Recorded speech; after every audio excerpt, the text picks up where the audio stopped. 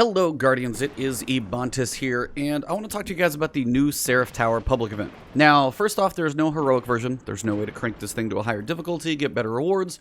You get one version. The main one right now, that you'll probably find a lot of people at, is on the European Dead Zone in the Winding Cove.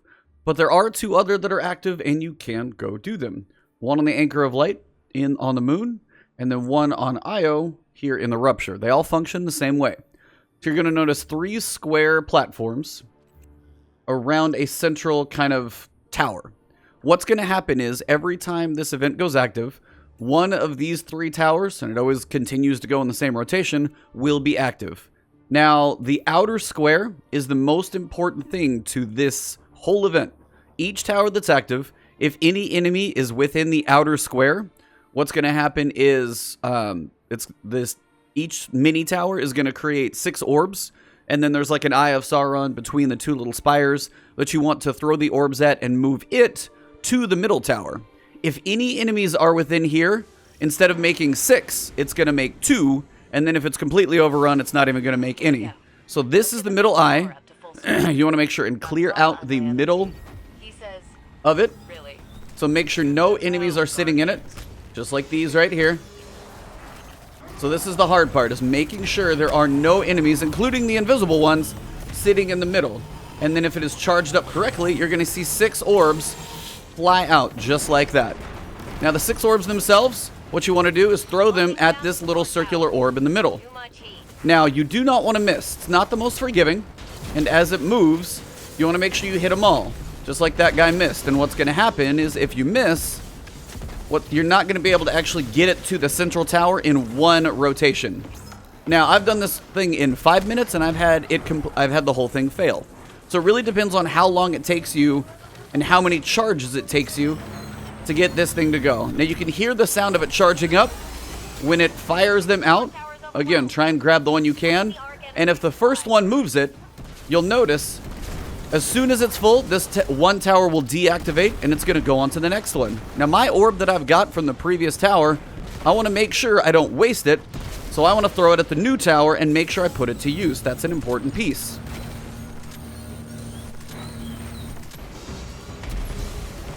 And again, you'll hear the sound of it charging up, and you always want to make sure at the time of the charge, and the sound is the loudest, that there are no enemies within this border. They could be right next to it, but as long as they're not within the border, you're okay. Now this time it looks like we only got 2. So we didn't have the full thing cleared from all enemies, so we only got 2 on that rotation. So again, the key, invisible enemies and all, which sucks, but the invisible enemies and all, it is important. Now you'll notice we did have the whole rim clear, so we got 6 of them. And then every 6, just make sure you throw just enough. And if you're picking one up and it looks like somebody's going to throw it into the middle, maybe mine will be the final one if somebody misses, and then we're moving on to the next tower. As soon as one is done, the next tower is going to activate straight up, nice and quick. If you guys are probably why on earth am I using a trace rifle? Well, there's always a lot of bounties to do. And again, these invisible enemies make it tough, so trying to really stay on top of the enemies is key. So your goal is to basically get each tower to go down by moving the orb from your mini tower to the center enough times to get that percentage up to 100. And each one seems to get you about 13 or 14%. It's not exact, but that's pretty damn close. And I've had this thing take about 5 minutes to finish, and you have a total of 7. Notice this one's done. I didn't waste my orb. If there's a little delay on you throwing the orb, 1, that way you won't miss. And then 2, you won't waste it, so 2 people throw it right when it's about to finish. So patience is actually not a bad thing if you feel like you might waste it.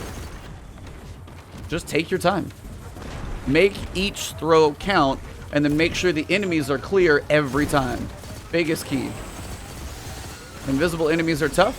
You can always see all the icons appear on screen, so you know you've got your 6.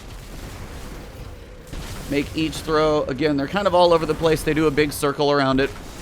It takes 6 to make sure and move that thing. Now you can melee with those orbs. I didn't mean to actually throw that one, but it got moved, so we're moving on to the next one.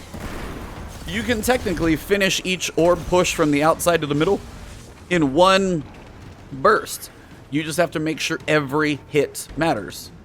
Now, the hardest thing is going to be when you start getting the elites coming in, the big bosses. Those are your big focus. So using your supers, creating orbs, as these majors especially start appearing, using your grenades. Demolitionist is not a bad thing. There we go. So we got our 6. And again, see if we can get this in one run. 1. Come on, throw it. 2. 3. 4. 5. And 6.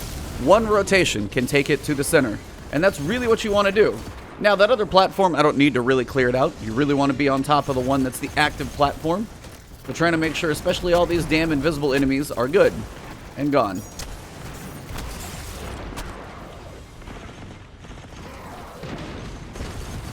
So again, Wells of Radiance here are going to be big. If you've got things like these captains that want to charge up. I'm actually running Sun Warriors just a way to hold down an entire platform and keep enemies at bay. Doesn't really matter what I'm throwing at. I just want to make sure all enemies are dying, especially within here. So having some fire on the ground, never ever a bad thing. So if we got our 6, we should be moving on to the next one. Not everybody threw them yet. Looks like we're literally 1 short. Now, I don't know if this one's full. Now, we're probably only going to get 2 on this one because we got these invisible guys in here. If the captain gets in here, we're really screwed. Now, you can see we only got 2 on that one. So, it's harder. If you fail a tower completely, it's going to be a little rough to... Now, that guy needs to make sure and carry it with him onto the next tower. So, you'll notice we're at 86%. Final tower should be this one as long as we hold true to killing everything. Now, each tower seems to have about 1 to 2 locations where enemies can come from, so you're usually going to have 1 or 2 sides to watch. You shouldn't have to watch from all angles. Like here, you'll notice you'll have... There we go. And again, we did get all 6 this time. Again, those 6 are crucial. That's why I was like, I jumped the gun there. If you hit them at the same moment, it'll still travel the normal distance. Just got to hit it with all 6.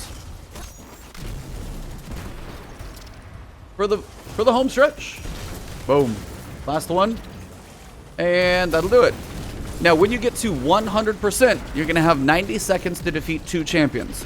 Typically seems to be barrier or overload. Seem to be the way to go. So make sure you've got some mods on you.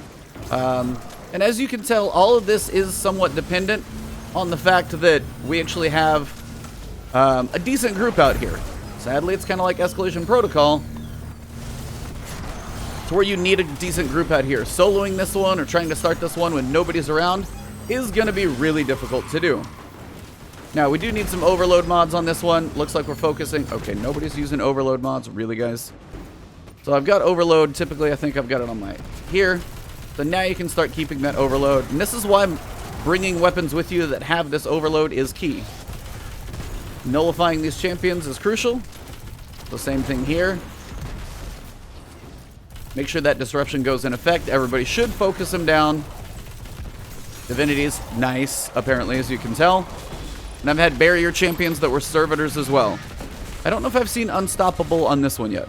When you are done and you complete the event fully, like you get 100% and kill the champions, you're going to 1 chest. It's going to give you potentially 6 Warmind Bits if you finish it all. I'm starting to get these Encrypted Warmind Bits as currency.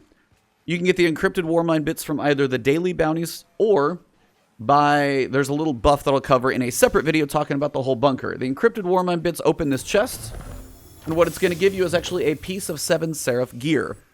Armor specifically. So no weapons seem to be coming from there yet. So that is the Seraph Tower public event. Works the same way on all 3 planets.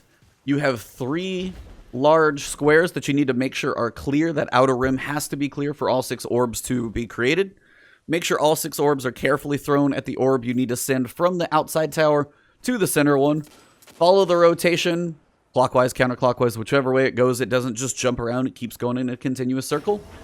And when you get 100%, roughly 13 to 14% every time, then you're going to end up with 90 seconds to kill the champion. So make sure you got some barrier and overload options with you to kill those enemies. One unstoppable in case, you know, other planets have different champions could be a good idea. If you do it on IO and you're facing Cabal, who knows? Maybe you're going to be facing Unstoppable Colossus or something. So definitely keep all of that in mind. I hope this quick guide helps you with the new Seraph Tower public event. I'm going to do a separate video over explaining the new Seraph Bunker, specifically this one in EDZ, how to upgrade it, efficiency, and kind of how all of that works. So if you want to catch that one, make sure you subscribe to the channel. If you enjoyed the video, drop a like below. Leave a comment if you got any questions about this one, or, you know, tips, builds, certain subclasses or weapons you're enjoying using. And you guys can always find me on Twitch and Twitter. Follow me there. And thank you guys very much. If you do want to support me directly, I do have a link to my Patreon down below. That is the most direct way to support me if you guys choose to. So thank you all very much. Have a great one. Enjoy, and I'll see you soon.